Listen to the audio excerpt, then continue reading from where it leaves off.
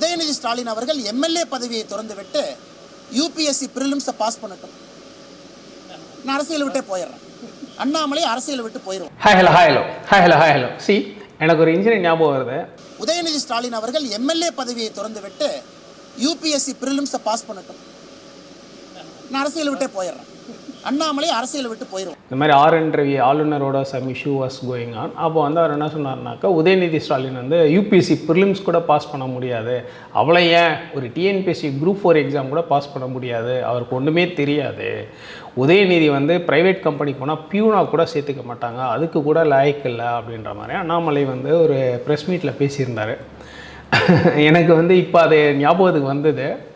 So அப்படி சொன்ன அண்ணாமலைக்கு ஒரு விஷயம் என்னென்னா, இன்றைக்கி உதயநிதி ஒரு யூபிஎஸ்சி மெயின்ஸ் கொஸ்டினுக்கே ஆன்சர் கொடுத்துருக்காரு.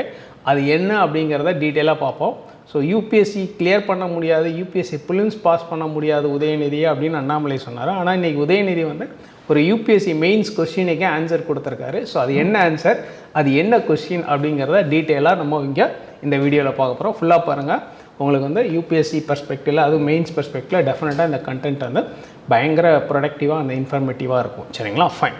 இப்போது 5-6 டேஸாகவே ரொம்ப ஹாட்டாக ஒரு விஷயம் என்ன போயிட்டுருக்குனாக்கா, உதயநிதி வந்து டெப்யூட்டி சிஎம் ஆகிட்டார் அப்படிங்கிறது வந்து ரொம்ப ஹாட்டாக டிபேட்டபுளாக போயிட்டுருக்கு. ஸோ நிறைய பேர் வந்து அவருக்கு வாழ்த்து சொல்கிறாங்க, வெல்கம் பண்ணுறாங்க. அண்ட் அதே சமயத்தில் ஆப்போசிட் சைடில் இருக்கிறவங்க கிரிட்டிசைஸும் பண்ணிகிட்டு இருக்காங்க. ரெண்டுமே மிக்சடாக போயிட்டுருக்கு. ஒரு சைடு வந்து வாழ்த்துக்கள் சொல்கிறாங்க, ஒரு சைடு வந்து கிரிட்டிசைஸும் பண்ணிக்கிட்டு இருக்காங்க. சரி, இப்போ நம்ம வந்து ஒரு யூபிஎஸ்சி ஆஸ்பிரண்ட்டாக, ரைட், ஒரு யூபிஎஸ்சி ஆஸ்பிரண்ட்டாக, அதுவும் ஸ்பெசிஃபிக்காக வந்து இந்தியன் பாலிட்டியில் ஒரு இன்ட்ரெஸ்ட் உள்ள, இந்தியன் பாலிட்டிக்ஸ் பற்றி புரிஞ்சுக்கிற ஒரு நபராக, அண்ட் பொலிட்டிக்கல் சயின்ஸ் ஆப்ஷனலாக, இல்லை ஜென்ரல் ஸ்டடீஸ் பேப்பர் 2 அந்த பர்ஸ்பெக்டிவில் இந்த இன்சிடெண்ட்டை எப்படி பார்க்கணும், எப்படி பார்க்க போகிறோம் அப்படிங்கிறதான் நான் இங்கே உங்களுக்கு டீட்டெயில்டாக சொல்ல போகிறேன். சரிங்களா, ஆக்சுவலாக உதயநிதி டெப்யூட்டி சிஎம் ஆகுறது ஒரு பெரிய பிரச்சனை கிடையாது. ஏன்னா யார் வேணால் டெப்யூட்டி சிஎம் ஆகலாம், அதெல்லாம் ஒரு பெரிய பிரச்சனை கிடையாதுன்னு வச்சுக்கோங்களேன். பட் இங்கே பாயிண்ட் என்னன்னு கேட்டிங்கன்னா, டிஎம்கேக்காக உழைச்ச நிறைய சீனியர் லீடர்ஸ் இருக்காங்க. சரிங்களா, அண்ட் அந்த சீனியர் லீடர்ஸ் வந்து பார்த்திங்கன்னா உதயநிதி பிறந்ததுக்கு முன்னாடி இருந்து உழைச்சிக்கிட்டு இருக்காங்க. நான் யாரும் நேம்லாம் சொல்ல விரும்பலை.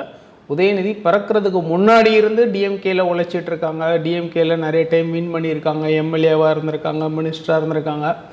ஸோ அந்த மாதிரி ஆட்களுக்கு இங்கே வந்து ஸ்பேஸ் இல்லாமல் போகிறது அப்படிங்கிறது அந்த பார்ட்டிக்குள்ளே ஒரு டெமோக்ராட்டிக் நார்ம்ஸ் இல்லை அப்படிங்கிறத காட்டுது. ஏன்னா எப்படி நம்ம கண்ட்ரியில் ஒரு டெமோக்ராட்டிக் நார்ம் அப்படின்னு ஒரு விஷயத்தை நம்ம எம்ஃபசைஸ் பண்ணுறோமோ, அதே மாதிரி ஒரு பொலிட்டிக்கல் பார்ட்டிக்குள்ளேயுமே, ஸோ இது வந்து டிஎம்கே மட்டும் இல்லை, எல்லா பொலிட்டிக்கல் பார்ட்டிஸ்லையுமே ஒரு டெமோக்ராட்டிக் நார்ம்ஸ் அப்படின்னு ஒரு விஷயம் இருக்கணும். அதாவது என்ன அப்படின்னு கேட்டிங்கன்னா, அந்த கட்சியில் இருக்காங்கல்ல எல்லாரும் சேர்ந்து எலெக்ட் பண்ணி ஓட் பண்ணி அந்த கட்சிக்குள்ளே இருக்கிற ஒருத்தரை டெப்யூட்டி சிஎம் ஆக்குறதுங்கிறது வேறு. ஆனால் அவங்க அப்பா சிஎம்மாக இருக்காரு, அதனால் பையன் டெப்யூட்டி சிஎம், அதுதானே லாஜிக் அப்படின்னு பேசினா அது வந்து ஒரு மொனார்கிக் செட்டப் மாதிரி. ஜென்ரலாக இந்த டெமோக்ரஸி அப்படிங்கிறது வந்து 2 ஃபார்ம்ஸ் ஆஃப் டெமோக்ரஸின்னு சொல்லுவோம். ஒன்று வந்து ப்ரொசீஜரல் டெமோக்ரஸி, இன்னொன்று வந்து சப்ஸ்டான்டிவ் டெமோக்ரஸி அப்படின்னு சொல்லுவோம். இந்த ப்ரொசீஜரல் டெமோக்ரஸிங்கிறது இப்போ ஃபார் எக்ஸாம்பிள் நம்ம கான்ஸ்டிடியூஷனில் இருக்க rules, provisions, election commission, conducting of free and fair elections, இதெல்லாம் வந்து ப்ரொசீஜர்லாம் ஆல்ரெடி கொடுக்கப்பட்ட ஒரு விஷயம். அதை பேஸ் பண்ணி ப்ராக்ரஸ் பண்ணுறது ப்ரொசீஜரல் டெமோக்ரஸின்னு சொல்லுவோம். பட் இந்த ப்ரொசீஜர்ஸில் மீன் ஆகாமல், இப்போ ஃபார் எக்ஸாம்பிள் இந்த internal party democracy or intra party democracy, அந்த கட்சிக்குள்ளே ஒரு டெமோக்ரஸி அப்படின்னு சில விஷயங்கள் சொல்கிறோம் இல்லைங்களா, இந்த மாதிரியான இதெல்லாம் வந்து சப்ஸ்டான்டிவ் டெமோக்ராட்டிக் இஷ்யூஸ் அப்படின்னு நம்ம டிஸ்கஸ் பண்ணுவோம். ஸோ அந்த மாதிரி பார்த்திங்கன்னா இந்த இன்ட்ரா பார்ட்டி டெமோக்ரஸிங்கிறது ஒரு சப்ஸ்டான்டிவ் இஷ்யூ. அண்ட் இப்போ வந்து பார்த்திங்கன்னா உதயநிதி டெப்யூட்டி சிஎம் ஆனால அந்த சப்ஸ்டான்டிவ் டெமோக்ராட்டிக் நோஷன் அப்படிங்கிறத அடி வாங்குது.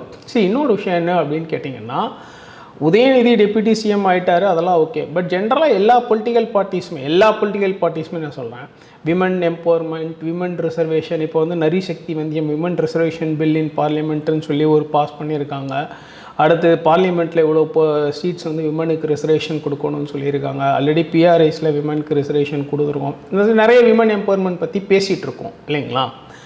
எல்லா பார்ட்டியும் பண்ணணும் தான். பட் டிஎம்கேல எனக்கு என்ன ஒரு கொஸ்டின் அப்படின்னு கேட்டிங்கன்னா, ஓகே அவங்க ஃபேமிலி, டினாசிட்டி பாலிடிக்ஸ் அதெல்லாம் கூட ஒரு பக்கம் இருக்கட்டும், அது ஒரு ஆர்குமெண்ட், அது இருக்கட்டும். கனிமொழி மேடம் உதயநிதியை விட by age, by experience, by skills, oratory skills எல்லாத்துலேயுமே கனிமொழி வந்து பயங்கரமான ஒரு சீசன்ட் பொலிட்டீஷியன். உண்மையிலே கனிமொழி மேடம் பேசுகிறது எனக்கு ரொம்ப பிடிக்கும். ஆஸ் அ பொலிட்டீஷியனாக அவங்களோட பேச்சில் வந்து ஒரு மெச்சூரிட்டி இருக்கும். கம்பேர்ட் டு உதயநிதி வந்து அவங்க பேச்சில் வந்து ஒரு கம்பீரம் இருக்கும், ஒரு மெச்சூரிட்டி இருக்கும், ஒரு பொலிட்டிக்கல் ஸ்டாண்ட் அழகாக தெரியும். பொலிட்டிக்கல் ஸ்டேஜை வந்து எப்படி ஹேண்டில் பண்ணணும் அப்படிங்கிறதுல அவங்க வந்து ரொம்ப பண்பட்டவங்க, ரொம்ப தேர்ந்தவங்க இல்லைங்களா. ஸோ இதே கருணாநிதி ஃபேமிலியில் அவங்க வந்து கனிமொழி அப்படிங்கிற ஒரு பெண்ணுக்கு ஏன் முன்னுரிமை கொடுக்கவில்லை? அதாவது அவங்க வந்து பெண் முன்னேற்றம், பெண்கள், விமன் எம்பவர்மெண்ட்லாம் பேசுகிறதெல்லாம் இருக்கட்டும், நீங்கள் உதயநிதிக்கு டெப்யூட்டி சிஎம் கொடுத்ததுக்கு பதிலாக உங்கள் ஃபேமிலிக்குள்ளேயே கனிமொழி மேடம்க்கு ஏன் கொடுக்கல? ஸோ இப்போ உதயநிதிக்கு டெப்யூட்டி சிஎம் கொடுத்துருக்காங்க, ஆனால் ஏன் வந்து கனிமொழிக்கு கொடுக்கல? ஏன்னா Kanimozhi by age senior, by experience senior, by skills also much better than Udhayanidhi, and political ஸ்டேஜை ஹேண்டில் பண்ணுறதுல அவங்க நல்லா கை தேர்ந்தவங்க. அண்ட் அவங்க பார்லிமெண்ட்ரி ஸ்பீச்செல்லாம் கேட்டிங்கன்னா உண்மையிலே ரொம்ப செமையாக இருக்கும், ரொம்ப மெச்சூர்டாக இருக்கும். அந்த மாதிரி ஒரு சீசன்டு பொலிட்டீஷியனை ஆஸ் அ விமனாக அவங்களுக்கு நீங்கள் ஏன் டெப்யூட்டி சிஎம் கொடுக்கல? நீங்கள் கொடுத்தா அவங்க ஒன்றும் வேண்டான்னு சொல்லியிருக்க மாட்டாங்க. ஸோ எல்லா பொலிட்டிக்கல் பார்ட்டிஸ்லையுமே சொல்கிறேன். இப்போ நம்ம ஸ்பெசிஃபிக்காக டிஎம்கே ஒரு கேஸ் ஸ்டடியாக வச்சு பேசிகிட்ருக்கோம். அவங்க வந்து அவங்க ஃபேமிலிக்குள்ளேயே ஒரு விமனை கொண்டு வந்திருந்தாங்கன்னா அவங்க வந்து விமன் எம்பவர்மெண்ட்டுக்காக பேசுகிறாங்க அப்படின்றத நம்ம ஏற்றுக்கலாம். இங்கே பிரச்சனையே என்னன்னு கேட்டிங்கன்னா, எவ்வளோ சட்டங்கள், எவ்வளோ பில்ஸ், விமன் ரிசர்வேஷன் பில் என்ன வேணால் கொண்டு வாங்களேன், கடைசியில் எகெயின் என்னென்னா அதையும் டிசைட் பண்ணுறது ஒரு மேல் பவர் தானே. ஜென்ரலாக இந்த பிஆர்ஐஸ்லேயே, பஞ்சாயத்து ராஜ்லேயே அந்த பிரச்சனை இருக்குது. விமன் ரிசர்வேஷன் இருக்கும், பட் இருந்தாலும் விமன் வந்து ஒரு பேருக்கு தான் நிற்பாங்க, பின்னாடி இருந்து மேல் தான் எல்லாம் ஆப்ரேட் பண்ணுவாங்கன்னு ஒரு ப்ராக்சி பவர் இஷ்யூன்னு ஒன்று ஓடிட்டு இருக்குது. இப்போ இங்கே பார்த்தீங்கன்னா டிஎம்கே எவ்வளோ பெரிய பார்ட்டி, அண்ட் பெரியார் வந்து விமன் எம்பவர்மெண்ட்டுக்காக போராடினவர், செல்ஃப் ரெஸ்பெக்ட் மூவ்மெண்ட் கொண்டு வந்தவர். அப்படி ஒரு லெகசி இருக்கிற டிஎம்கே பார்ட்டிலேயே அவங்க ஃபேமிலிக்குள்ளேயே கனிமொழி மேடம்க்கு டெப்யூட்டி சிஎம் கொடுக்க இன்ட்ரெஸ்ட் இல்லை அப்படின்னா அவங்களே வந்து அந்த விமன் எம்பவர்மெண்ட்டை என்கரேஜ் பண்ணலை அப்படின்னு தானே அர்த்தம். Okay fine. ஸோ இது ரொம்ப இம்பார்ட்டண்ட்டான விஷயம். ஏன்னா இப்போ ரீசெண்டாக அந்த விமன் ரெசர்வேஷன் பில் வேறு பாஸ் பண்ணியிருக்காங்க. சரிங்களா, ஃபைன். பேசிக்காக என்ன இஷ்யூன்னு கேட்டிங்கன்னா, there is no inclusivity within DMK. So democratic essence கிடையாது, இன்க்ளூசிவிட்டி கிடையாது. அண்ட் இது என்ன ஆகும் அப்படின்னு கேட்டிங்கன்னா, இந்த மாதிரி இருக்கும்போது நாளைக்கு அங்கே இருக்கிற சீனியர் லீடர்ஸ்க்கு எப்படினாலும் மனசுக்குள்ள ஒரு வருத்தம் இருக்கா தானே செய்யும். நம்ம இவ்வளோ உழைச்சிருக்கோம் கட்சிக்காக, நமக்கு ஒரு இது இல்லாமல் போயிடுது, என்னன்னாலும் அவங்க வந்து உதயநிதிக்கு தான். இப்போ கனிமொழிக்கு கொடுத்துருந்தா கூட ஓரளவுக்கு சீனியர் லீடர்ஸ் கொஞ்சம் ஒரு மாதிரி அக்செப்டபிள் மூடுக்கு வந்திருப்பாங்க. பட் உதயநிதி கொடுக்கும்போது டெஃபினட்டாக அவங்களுக்குள்ள நிறையா வருத்தங்கள் இருக்கும். ஸோ இந்த மாதிரி இருக்கும்போது அங்கே நிறையா ஃபேக்ஷன்ஸ் பிரிகிறதுக்கும் வாய்ப்பு இருக்குது. எப்படின்னு கேட்டிங்கன்னா, மேபி அங்கே அந்த மாதிரி ஒரு என்ன சொல்லுது கிரீவன்சஸோடு இருக்கிற சில சீனியர் லீடர்ஸ் வெளியில் வரலாம், தனியாக ஒரு பார்ட்டியே லான்ச் பண்ணலாம். பட் அதுக்கெல்லாம் வாய்ப்புகள் இருக்குது. ஸோ அந்த இன்னர் பார்ட்டி டெமோக்ரஸி இல்லை அப்படின்னா ஃபேக்ஷனலிசம் அதிகமாகும். அண்ட் எனக்கு இன்னொரு கொஷினுமே என்ன நான் யோசிக்கிறேன்னா, இதே டிஎம்கேல கனிமொழி மேடம் இருக்காங்க, அடுத்து ராஜா.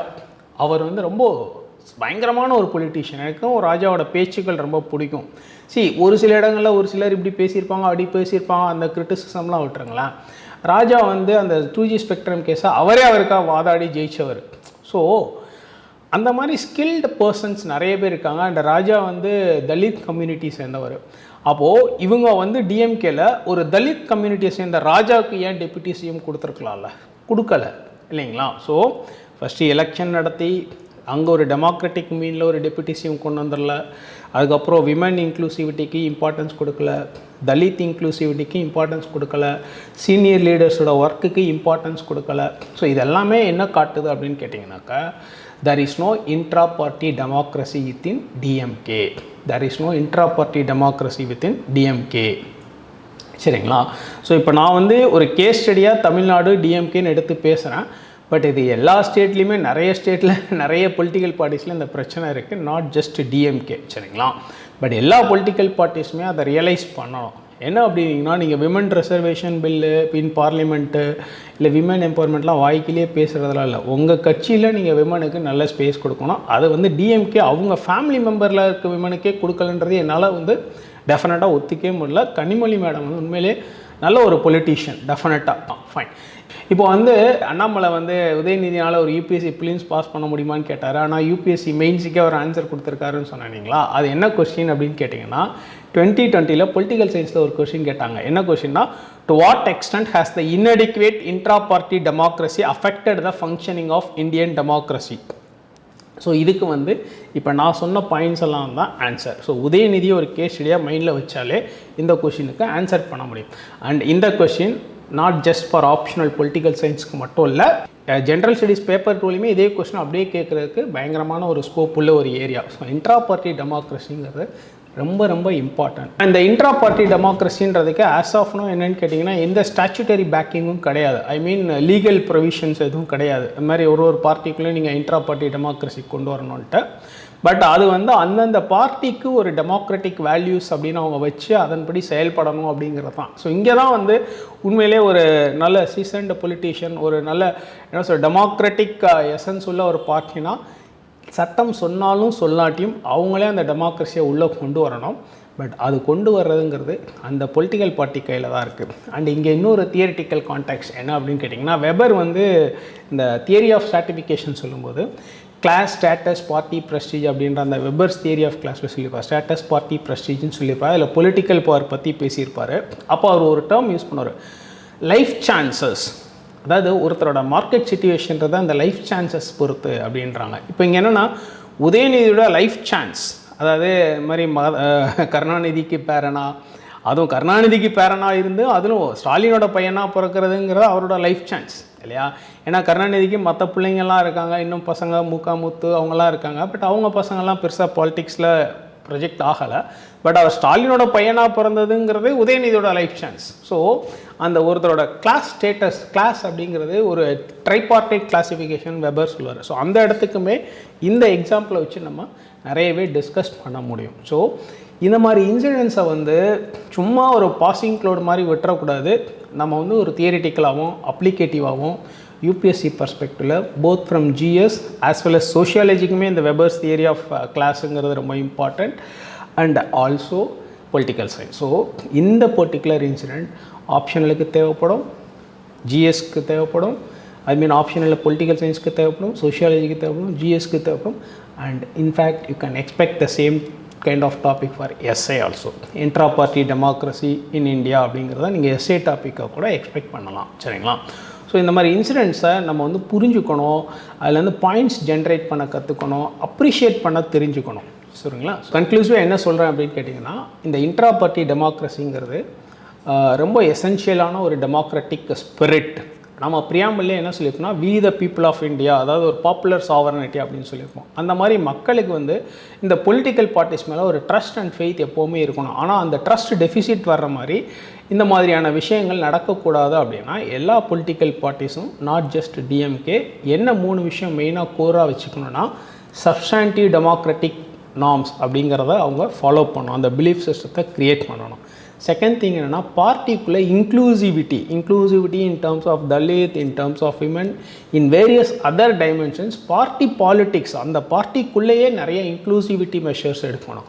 தென் தேர்ட் பாயிண்ட் என்ன அப்படின்னு கேட்டிங்கனாக்கா, இந்த விமன் எம்பவர்மெண்ட் அப்படிங்கிறத நீங்கள் சட்டமாக கொண்டு வரீங்களா, பார்லிமெண்ட்டில் ரிசர்வேஷன் கொடுக்குறீங்களா அப்படின்றதில் அந்தந்த பொலிட்டிக்கல் பார்ட்டி அவங்கவுங்க பார்ட்டிக்குள்ளே அந்த விமன் எம்பவர்மெண்ட், விமனுக்கான ஒரு சரியான ஸ்பேஸ் அப்படிங்கிறத வந்து டெஃபினட்டாக கொடுக்கணும். இந்த 3மே ரொம்ப இம்பார்ட்டண்ட். இது இல்லை அப்படின்னா மக்களுக்கு இந்த பொலிட்டிக்கல் பார்ட்டி மேலே இருக்கிற நம்பிக்கை குறைஞ்சிரும். அண்ட் அது குறைஞ்சிருச்சுன்னா that will lead to democratic deficit, right? That's it. So இப்போ இந்த இன்சிடெண்ட், இந்த உதயநிதி டெப்யூட்டி சிஎம் ஆனதை வச்சு நம்ம வந்து பழைய மெயின்ஸ் 2020 கொஸ்டின், அந்த இன்ட்ரா பார்ட்டி டெமோக்ரஸி ரிலேட்டடாக ஒரு கொஸ்டின் சொன்னீங்கன்னா, இந்த கொஸ்டினுக்கு அழகாக ஆன்சர் ஜென்ரேட் பண்ண முடியும். அண்ட் இந்த கொஸ்டின் நீங்கள் சோஷியாலஜிக்கும் எக்ஸ்பெக்ட் பண்ணலாம், ஜிஎஸ்க்கும் எக்ஸ்பெக்ட் பண்ணலாம், எஸ்ஏக்கும் எக்ஸ்பெக்ட் பண்ணலாம். ஸோ அப்படி தாங்க நம்ம வந்து ஒரு விஷயத்தை எப்படி அப்ரிஷியேட் பண்ணி புரிஞ்சுக்கிறோம், அதை எப்படி தியரிட்டிக்கலாக லிங்க் பண்ணிக்கிறோன்றதை வச்சு தாங்க நம்மளோட ரைட்டிங் ஸ்கில்லே டெவலப் ஆகும். Right? That's it. Thank you. Bye. நான் வந்து பொலிட்டிக்கல் சயின்ஸ் பேக்ரவுண்ட் எதுவுமே இல்லாமல் சார்கிட்ட தான் வந்து ஃபுல்லாகவே கற்றுக்கிட்டது. அவங்க வந்து கரெக்ட் பண்ணி இது இப்படி பண்ணணும் அப்படி பண்ணும்போது எனக்கு basic idea of political science வந்து உள்ளே வந்தது. ஏன்னா அது ரொம்ப முக்கியம், பேசிக்ஸ் வந்து கரெக்டான இடத்துல கரெக்டாக படிக்கிறது அப்படிங்கிறது. ஸோ அந்த வகையில் எனக்கு பேசிக்ஸ் வந்து இங்கே ரொம்ப நல்லா கற்றுக்கிட்டேன் சார். உங்களோட பொலிட்டிக்கல் சயின்ஸ் ஸ்கோர் எவ்வளோ? ஐ ஃபர்காட் நீ சொன்னீங்க பட் ஐ 286. O great. தெரியலையே, தெரிஞ்சா ப்ரொமோட் பண்ணியிருக்கலாமே. இல்லை எனக்கு ஞாபகமே இல்லை உங்கள் ஸ்கோர் ஞாபகம் இல்லை. 286ங்கிறது ரொம்ப சூப்பர் ஸ்கோரில் one of the best scores. 286ங்கிறது ரியலி குட் ஸ்கோர் இல்லையா?